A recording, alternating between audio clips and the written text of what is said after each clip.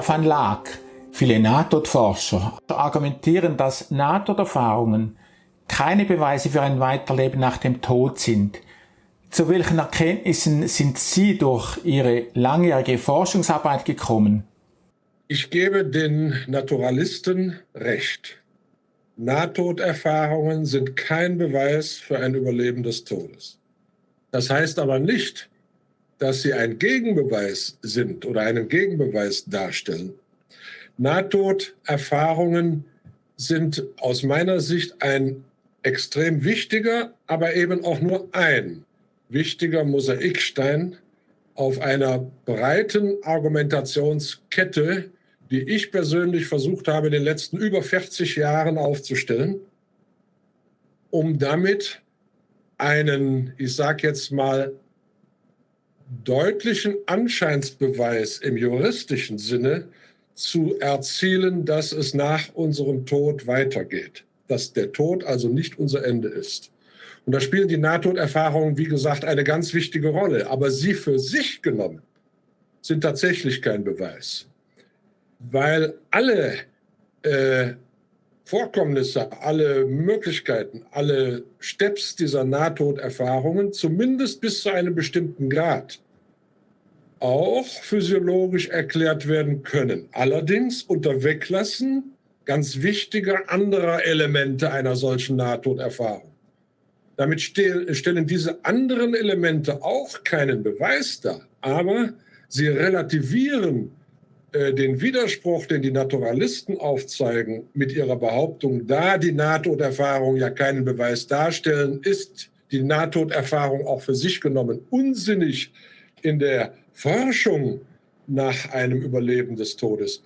Diesen relativieren sie ganz gewaltig und führen ihn eigentlich sogar ad absurdum. Also, Nahtoderfahrungen sind extrem wichtig, aber sie sind nur ein Mosaikstein in einer Beweiskette, die weit über die Nahtoderfahrungen hinausgehen muss. Was ist Ihre persönliche Überzeugung?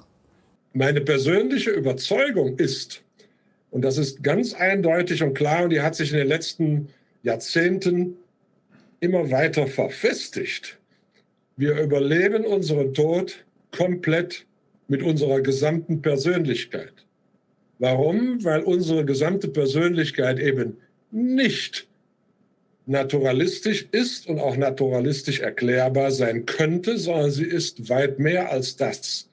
Sie ist, wenn man so sagen will, eine völlig andere Systemeigenschaft dieser Welt und auch nicht eine Systemeigenschaft des Materiellen, sondern das Materielle ist ein Vehikel, wenn man so sagen darf, um das Eigentliche, nämlich zum Beispiel, was den Menschen betrifft, seine Persönlichkeit zu bilden und zu entwickeln.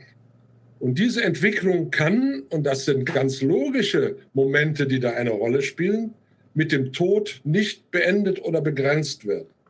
Das heißt also, der Tod ist nur ein Moment, in dem dieses Vehikel zur Entwicklung unserer Persönlichkeit nicht mehr funktioniert, nicht mehr funktionieren kann, weil der Tod eigentlich das Ende des materiellen Vehikels sein muss.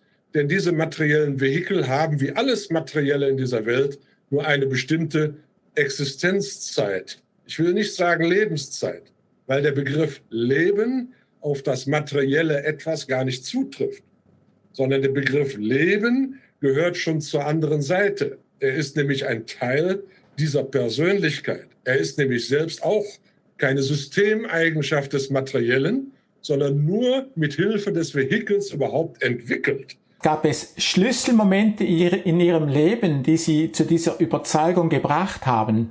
Es gab Schlüsselmomente, die mich angeregt haben, über diese Sache nachzudenken und den Dingen nachzuforschen. Diese Schlüsselelemente sind wiederum, das ist richtig, ich sage es mal, informationeller Natur oder mystischer Natur oder esoterischer Natur oder wie Sie auch immer wollen, oder spiritueller Natur. Alles das trifft in irgendeiner Weise zu. Das sind teilweise nur übereinander greifende Begriffe für ein und dasselbe. Aber sie sind nie der Beweis gewesen. Deswegen kann also auch diese noch so sehr spirituelle Erfahrung, dazu gehört eben auch eine Nahtoderfahrung oder jede andere außergewöhnliche Bewusstseinserfahrung, wovon ich einige hatte und die ich entsprechend auch deute, wie meine Überzeugung ist, kann aber trotzdem nicht den Beweis dafür darstellen und auch nicht das Schlüsselmoment sein, um zu dieser Überzeugung zu kommen, sondern es kann nur der Schlüsselmoment oder Schlüsselereignis sein, um dieser Überzeugung, die ich heute habe, Substanz hinzuzufügen. Und diese Substanz, die muss ich auf einem Weg suchen, der nicht über das Mystische oder das Spirituelle geht oder ging, sondern das sind immer nur so Eckpunkte, wichtige Eckpunkte, für mich sogar sehr beglückende Eckpunkte gewesen, die diesen Rahmen irgendwo immer wieder abgesteckt haben und mich dann zum Schmunzeln oder zum Freuen gebracht haben. Aber der eigentliche Weg dahin ist ein anderer. Der Weg ist nämlich, sich aus den naturwissenschaftlichen oder naturalistischen, materiellen oder reduktionistischen Zwängen, denen wir hier mehr oder weniger unterworfen sind oder auch unterworfen werden, vor allem durch den heutigen Zeitgeist oder Mainstream, sich aus dieser Umklammerung zu lösen und den Tellerrand überhaupt erstmal zu erreichen und dann über diese Tellerränder hinweg zu blicken. Und nur das kann aus meiner Sicht dann auch einen Beweis darstellen. Da freut man sich natürlich immer wieder, wenn man eine gewisse Unterstützung, ich sage das jetzt mal so lapidar, von oben oder von außen bekommt. Das ist richtig. Aber das ist nicht der Grund für die Überzeugung, sondern nur der Antrieb, dieser Überzeugung Substanz zu geben, aus dieser Umklammerung, in der wir uns hier befinden, zu lösen.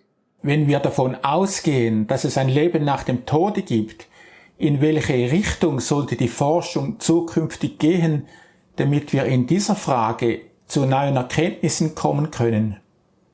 Die Forschung muss grundsätzlich breiter aufgestellt werden. Meine Forderung, und das ist ja auch die Basis meiner gesamten Entwicklung und Forschung, ist, sich nicht auf ein Gebiet zu konzentrieren und in diesem Gebiet einen Beweis zu suchen. Wir können Beweise versuchen zu suchen, aber wir müssen uns darüber klar werden, dass in jedem einzelnen Gebiet nur viele Hinweise kommen können. Es wird wichtig sein und Zeit sein, über die Tellerränder zu blicken und nicht jedes Ergebnis, was wir in einem Bereich finden, sofort aus den bisherigen Ergebnissen, die wir in diesem Bereich gefunden haben, wieder in derselben Weise zu interpretieren. Sondern wir müssen gucken und schauen, was haben andere in anderen Bereichen gefunden und finden sich dort Parallelen. Und das ist das Entscheidende, um überhaupt auf den Weg zu kommen. Wenn man mehrere Fachbereiche betrachtet und über die Grenzen schaut und auf die Ergebnisse schaut und nicht jedes Ergebnis nur innerhalb eines Teils dieser Fachbereiche interpretiert, sondern tellerrandübergreifend, kommt man zu anderen Ergebnissen. Und wenn man genau das tut, und da ist der eigentliche Forschungsansatz, und dieser muss gewährleistet sein, wenn man das tut, kommt man auch zu einem völlig anderen Weltbild letztlich, was ich in den letzten 22 Jahren, nein, es sind schon 23 Jahre, auch in zahlreichen Büchern manifestiert habe. Ich habe Kontakt mit einer Gruppe, die auch bekannt ist, weltweit bekannt ist. Das ist Bigelow in den USA.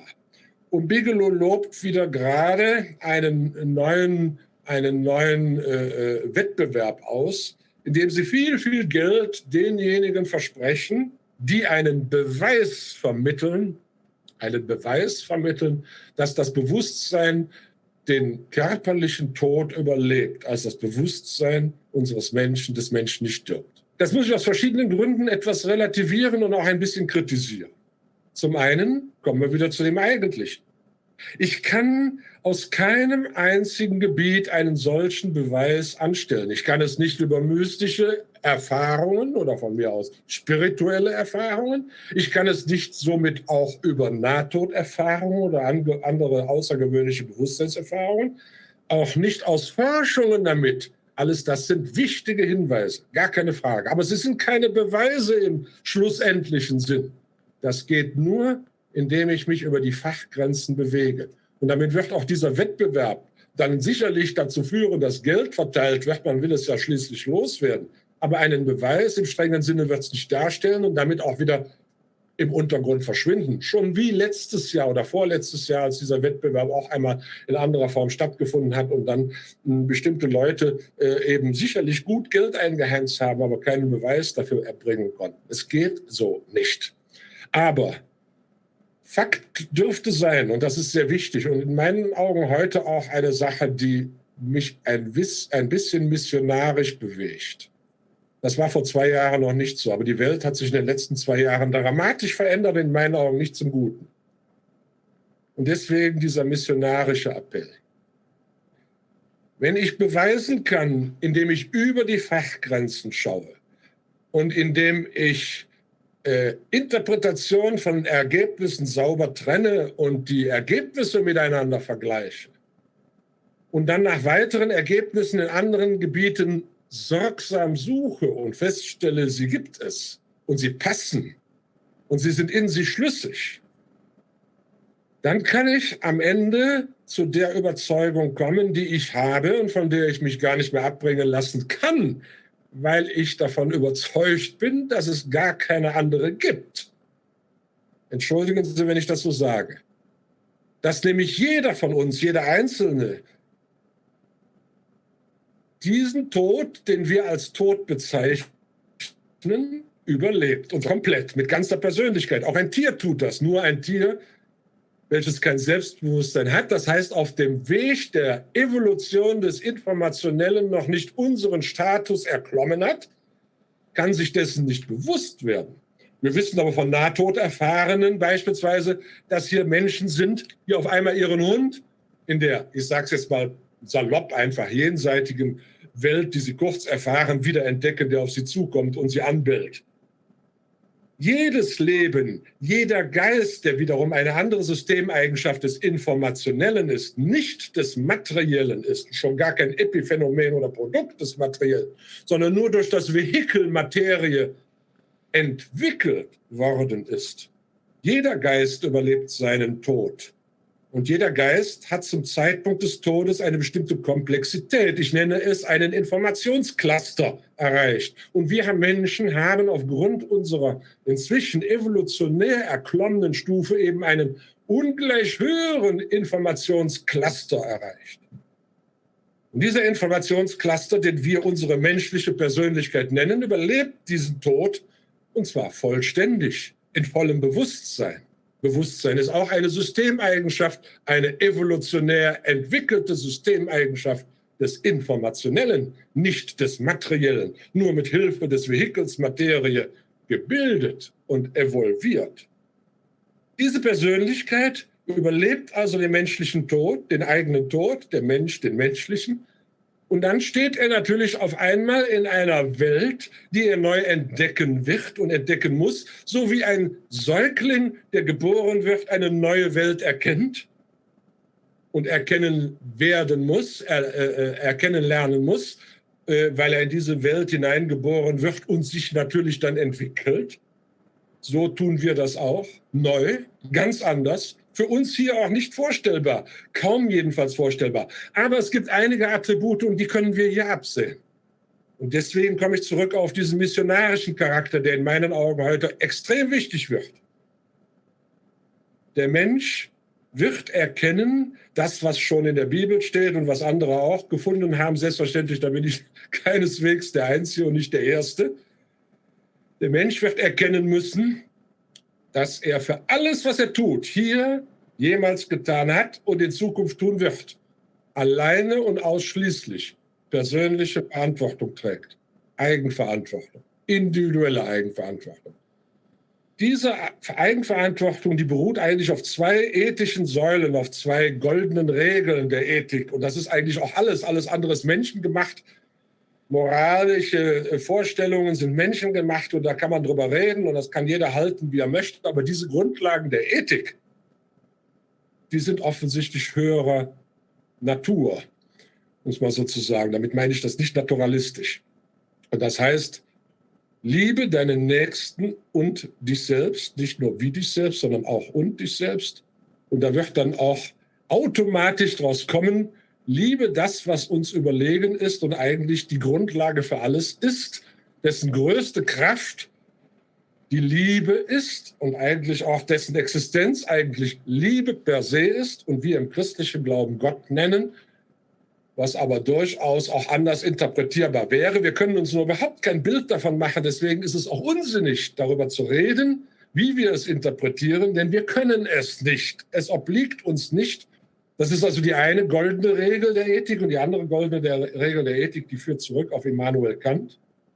Und den individuellen, wohlgemerkt, nicht kollektiven, sondern individuellen kategorischen Imperativ, der im Grunde genommen nichts anderes ist als, was du nicht willst, dass man dir tut, das fügt auch keinem anderen zu. Das ist es. Und das müssen diese Menschen erkennen, das müssen diese Menschen erlernen, das müssen diese Menschen beherzigen für sich. Und sie müssen, wie es in der Bibel so schön steht, umkehren.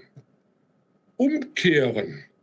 Und das bedeutet für die, die hier leben, umkehren und das umsetzen. Und da sind wir auch wieder bei den Nahtoderfahrungen. Sie sehen, wie das andere sich immer wieder, das andere immer wieder ergibt und mit dem anderen sich in Deckung bringen lässt.